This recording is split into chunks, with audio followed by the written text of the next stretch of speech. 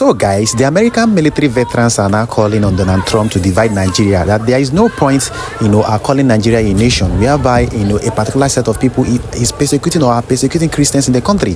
And the government of the town is keeping short and trying to, cover up the entire Christian genocide and all that. And they are calling on the government that it is not compulsory that Nigeria must be one, that it doesn't matter what the British Empire did during the amalgamation of the Northern and Southern Protectorate, that Nigeria is ripe for total division and dissolution, because these are people of different ideologies. I'm not going to waste your time. Let me play the video so you can listen to what these particular military veterans are saying. Please do to subscribe and equally share this particular video so you can go viral. You could see Alex Babi, you could see Mike Arnold, who is the former US mayor and all that, speaking and telling the United States government that they should do something to dissolve and probably divide this particular country, because enough is enough. Let me play the videos. Do to subscribe to my channel.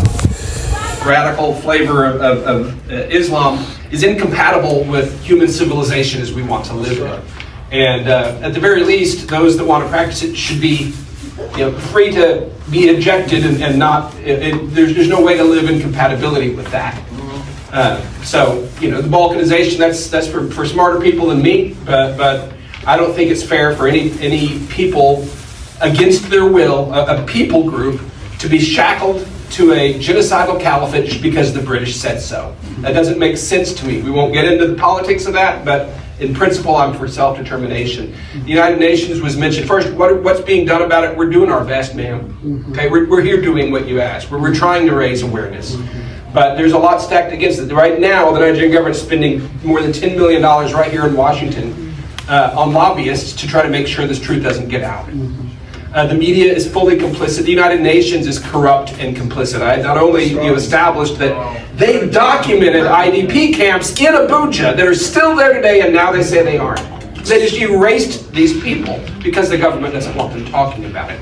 That's evil. That's the United Nations. They just sent a special reporter to spend 12 days in country in 2 cities meeting with religious leaders, and came back and said, not only is there no genocide, there's no religious persecution in Nigeria, according to the United Nations. That's and this person who did this is a legal scholar, apparently, but she said, well, the government didn't give the order, so it doesn't exist. That's not one of the legal definitions. It doesn't have to be ordered by the government. She just threw out a red herring and dismissed it all. According to the United Nations, the IDPs don't exist, and there's no religious persecution. That is a fully corrupt and complicit entity. Period. If I could just speak on that for just a second. I think it's clear that we have some very, very, very large players that are in opposition to the truth of what's happening in Nigeria. The UN is a prime example. I mean, you cannot be an official and go to Nigeria and go to the actual places that are being affected and conclude there's zero persecution, zero issues with religious freedom. Because I can directly testify to the truth. On the Palm Sunday massacre, how many Muslims were murdered? It was in a Christian majority portion of Jos North. I was there 30 minutes after the attack. I had no security with me. My partner lives in that intersection that people were massacred. I thought it could have been him. And I told my driver, let's go. And we went. And you had Christians that were crying out to God, God, where are you? Why are you allowing this? Have you forsaken us? God, stand for us. They weren't crying to Allah. They were crying to the Christian God, Yahweh. And I tell that reporter for the UN, whoever she is, go to Benue, go to Guer West, where I went, where Christians cannot go or else they will be killed. They have completely vacated all of their lands. Their schools have been burned. Clinics have been burned. Their homes have been destroyed. I went to these interior places where the Nigerians themselves cannot go. In fact, the night before I went there, one farmer tried to go back to his home. He was ambushed by the Fulani, he was murdered. And that was very close to the town that the IDPs are staying. I went interior. I saw first person the places that have been vacated by indigents of the land because the Fulani have taken over. Even in the schools that were burned, some of those Fulani are keeping their cattle. You could go in there, you could see the little grains they used to feed them. Even a church I've been trying to build in Bauchi for almost a year and a half now, the local Islamic leaders, the emir, everybody in power, they have been threatening the locals who have given us land. They've been threatening the local villages. And so you can't go to Nigeria and say there's no religious persecution, there's no threat, there's no issue. Because I can testify to the opposite, first person in the places she herself didn't go to. Thank you so much. I want to use this time to thank everybody that showed up today, our special guest for honors, Mike, Alex, Chifugona. So we have come to the close of this meeting.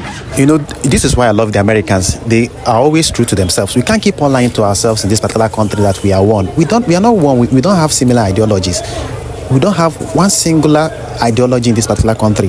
Some people are demanding for Sharia, while others are saying we don't want Sharia. You could imagine Nigeria said to be a secular country, but some people want Sharia to be implemented across the 36, states in the country. So you could see that there is a big problem in this particular country. Culturally, ideologically, we are not the same. And that's why many people are saying, what is so big to divide this particular country?